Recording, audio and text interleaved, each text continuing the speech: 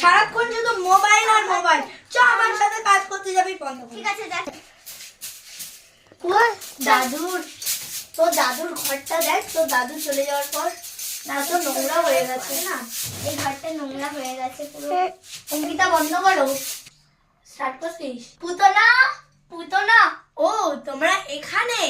তাহলে তুমি আমার বাবার ঘর পরিষ্কার করছো? তাহলে শোনো, তোমাকে আমি একটা গল্প শোনাই। ঠিক আছে গো, ঠিক আছে। তাই বাবা, তাহলে ওই ডায়েরিটা বোধহয় আছে, আমরা খুঁজলেই পেয়ে যাবো একটু। হ্যাঁ, হয়তো আমরা পেতে পারি, কিন্তু অত ঝুঁকার গয়না যদি কেউ চুরি করে নিয়ে নেয়? সারাক্ষণ শুধু মোবাইল আর মোবাইল। চ আমার সাথে কাজ করতে যাবি বন্ধ কর। ঠিক আছে, দেখ তোর দাদুর ঘরটা দেখ। তোর দাদু চলে যাওয়ার পর না তো নোংরা হয়ে গেছে না, এই ঘরটা নোংরা হয়ে গেছে পুরো। অঙ্কিতা বন্ধ করো। স্টার্ট করছিস? পুতনা, পুতনা, ও তোমরা এখানে?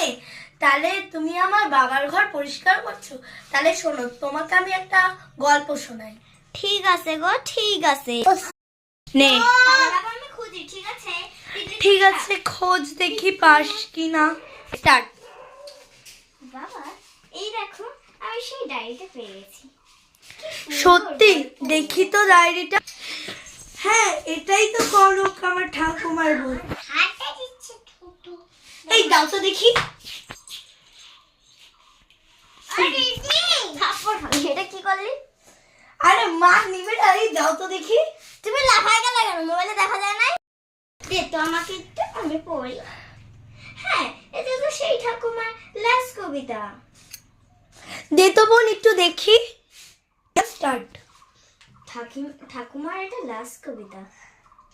ঠাকুমা বোধহয় মারা যাওয়ার আগে এটাই কবিতা লিখেছেন রে বাবা। কি? ঠাকুমার এটা লাস্ট কবিতা? ঠিক আছে, কবিতাটা একটু পড়তো দেখি। আমি যাওয়ার আগে একটা সোনার বাবা, এই দেখো আমি তোদের কিছু পেয়েছি। বন্ধ কর। নাও গো পুতনা, নাও। তুমি আর বলবে না কিন্তু যে আবার আমাদের বাড়ি থেকে তোমাকে কিছু দেয়নি। না না, আর কিছু বলবো না। করলাম। দেখো বাবা, এটাই বোধহয় সেই হীরের হার। কোথায়? দেখি দেখি।